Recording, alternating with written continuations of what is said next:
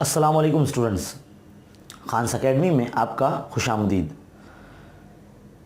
इस वीडियो में आप सीखेंगे अलजबरा के मैथ्स 1 के सबक नंबर 4 माशी मनसूबाबंदी फाइनेंशियल प्लानिंग। इस सबक का सभी को बड़ी बेसब्री से इंतज़ार था और पढ़ने वालों से लेके पढ़ाने वालों तक सभी को इसका इंतज़ार था। तो आइए बिना वक्त ज़ाय किए शुरू करते हैं हमारा जीएसटी वाला सबक, यानी फाइनेंशियल प्लानिंग माशी मनसूबाबंदी।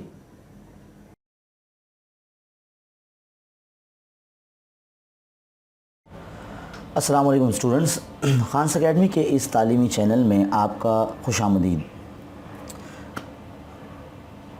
इस वीडियो में आप देखेंगे फाइनेंशियल प्लानिंग माशी मनसूबाबंदी, जो हमारे इल्म रियाजी हिस्सा अव्वल के सबक नंबर 4 से शुरू हो रहा है और इसमें हम सीखेंगे जीएसटी के ताल्लुक़ से और जीएसटी के बारे में। सबसे पहला टॉपिक हमारा जीएसटी ही है। तो आइए देखते हैं, क्या आप बता सकते हैं कि हमारे मुल्क में फ़िल वक्त यानी इस वक्त टैक्स का कौन सा निज़ाम जारी है? कोई बात नहीं। जीएसटी यानी गुड्स एंड सर्विस टैक्स, अशिया और ख़दमात टैक्स। देखिए, जीएसटी जो है, इसके बारे में अगर मैं बता दूं तो इसकी जो सबसे पहले जब भी हमारे पार्लियामेंट में जब भी कोई कानून बनता है तो सबसे पहले वो एक कागज़ की शक्ल में होता है, एक बिल की शक्ल में होता है। तो उस बिल को पेश किया गया था 122वें नंबर पर, अब तक संशोधन बिल ताल्लुक़ से माना जाता है। और हमारे इसमें पार्लियामेंट में 2 ऐवान होते हैं, लोकसभा और राज्यसभा। लोकसभा में ये 13 अगस्त 2016 को पास कराया गया था और राज्यसभा में 8 अगस्त 2016 को ये बिल पास कराया गया था।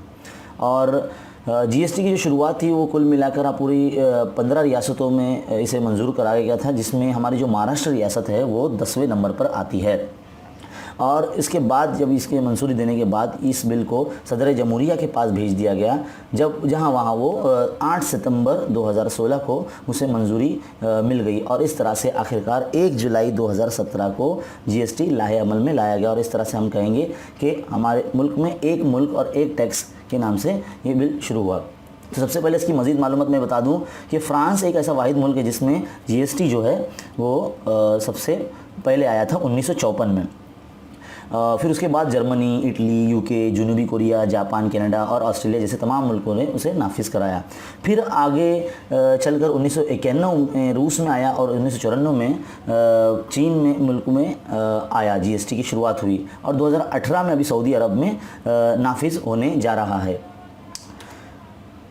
तो ये देखिए, जीएसटी से पहले हम पर कुछ ऐसे टैक्स आयत थे। तो स्टूडेंट्स देखिए, अगर आप हमारा वीडियो इस वक्त देख रहे हैं तो आप वीडियो देखते वक्त आपको सबसे पहले तो टेक्स्ट बुक निकाल के रख लेना है और पेज नंबर 81 पर आपके जीएसटी के बारे में दिया गया है। तो जिस तरह से मैं पहले सोचा कि भाई डायरेक्ट इसके ऊपर ऐसी वीडियो बना दिया जाए, लेकिन मैंने सोचा कि आपको किताबों से पढ़ाने से अच्छा बेहतर है कि ये स्लाइड शो रिप्रेजेंटेशन की तरीके से अगर बता दिया जाए तो आप काफ़ी अच्छे से समझ सकेंगे। देखिए, आज आपको इस वीडियो में मज़ीद मालूमात भी देखने को मिलेगी जीएसटी के बारे में। सबसे पहले तो ये है कि हमारा मैथ्स 1 यानी इल्म रियाजी हिस्सा अव्वल के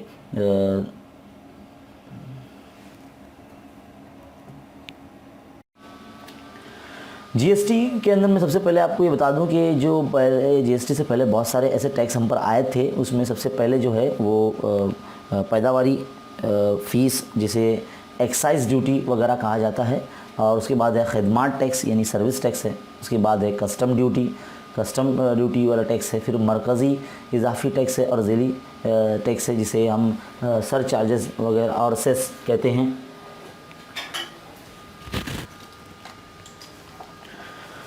इसके बाद वैल्यू एडेड टैक्स आता है, वैल्यू एडेड टैक्स है वैट जिसे हम कहते हैं। फिर उसके बाद ऐशो आराम वाला टैक्स है यानी लग्जरी टैक्स है। और एक उसके बाद आता है एंटरटेनमेंट टैक्स है, जिसे हम तफरीही टैक्स कहते हैं। इसके बाद है चंगी, जिसे ऑक्ट्राय कहते हैं। अभी इसके बाद इसकी अगली स्लाइड में आप देखेंगे, इसके बारे में मज़ीद मालूमात आपको हासिल होगी। उसके बाद है मरकज़ी फ़रोग़ टैक्स यानी CST।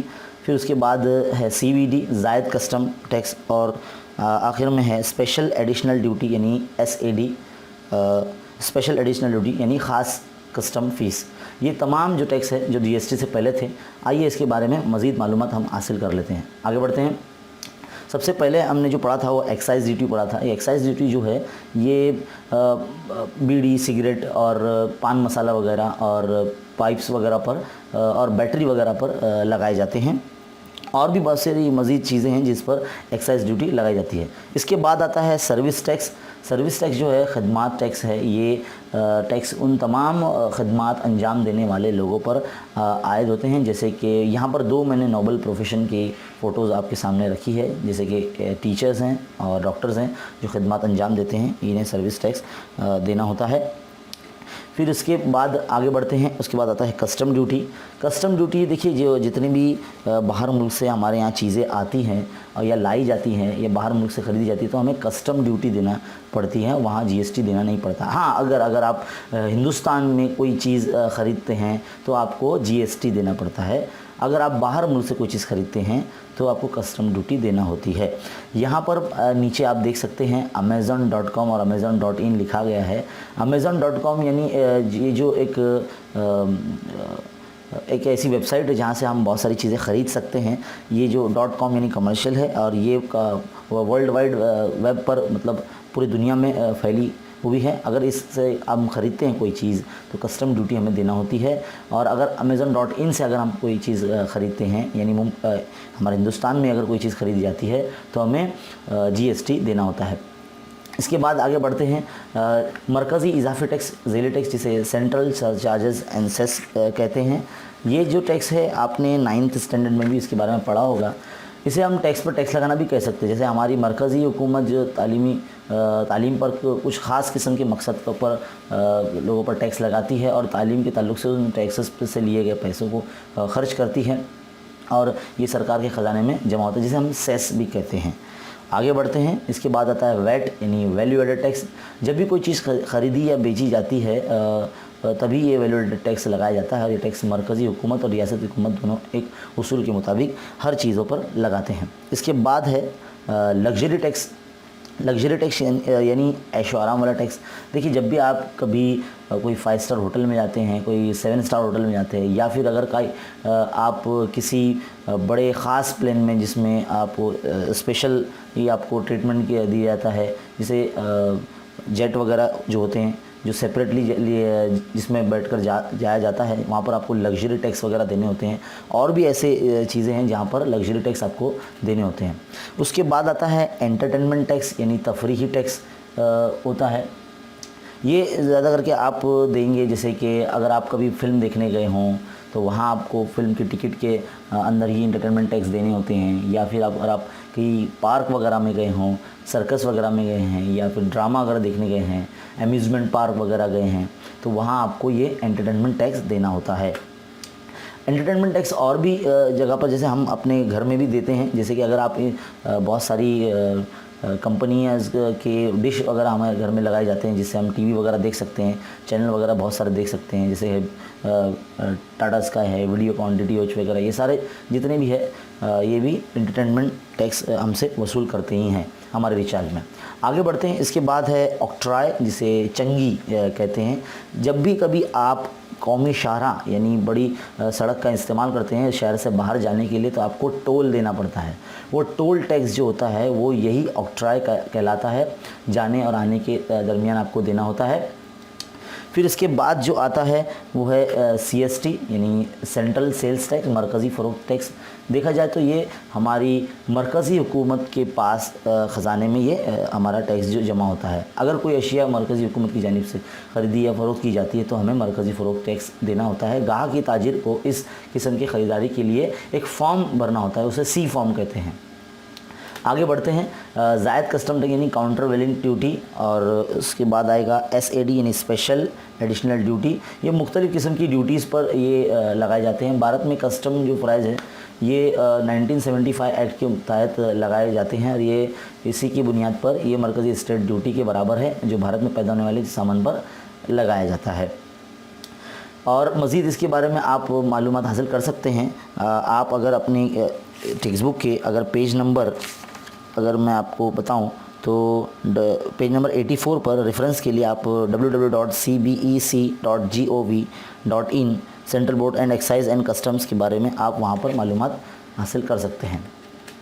उसके बाद है सबसे ख़ास कस्टम फ़ीस, यानी सबसे लास्ट है ये जो जीएसटी से पहले वसूले जाते थे, स्पेशल एडिशनल ड्यूटी। ये बजट 2006 और 2007 के तरफ से तमाम दरामद पर 4% कस्टमर्स के को जमा किया गया है, जो कि कोई दरामदी या बरामदी खसूसी अजाफी ड्यूटी के ताल्लुक से लिया जाता था। और मिल्कियत और घरेलू अशिया की इस्लाह के लिए सतह की खलील को मैदान में बनाने का इरादा रखती है, और ये पहले अब लिया जाता था। इन तमाम चीज़ों को अब जोड़कर जीएसटी से जोड़ दिया जा चुका है। देखिए ये जो खाका है आपके पेज नंबर 81 पर दिया गया है, बिल्कुल उसी तरह से मैंने आपको समझाने की कोशिश की है। तो ये तमाम थे टैक्स की मुख्तसर मालूमात जो आपको जीएसटी से जोड़ दिए जा चुके हैं। उम्मीद करता हूँ कि आपको ये जो छोटा सा ये मालूमात जो थी जीएसटी के ताल्लुक से जो आपको दी गई है वो आपको समझ में आई होगी। वीडियो देखने का आपका बहुत बहुत शुक्रिया। इस वीडियो को देखने के बाद आप इसे अपने फ्रेंड्स वगैरह में भी दिखाएं ताकि वो भी सीख सकें कि इससे पहले कौन कौन से टैक्स हुआ करते थे। अगले वीडियो में आप देखेंगे जीएसटी के मुख्तलिफ़ किस्में और उसके बारे में फिर इंशाल्लाह एक्सरसाइज शुरू हो जाएगी। तो देखते रहिए, सीखते रहिए, बने रहे हमारे साथ। देखते रहिए खान अकेडमी। मिलते हैं अगले वीडियो में, तब तक के लिए अस्सलाम वालेकुम, खुदा हाफिज़।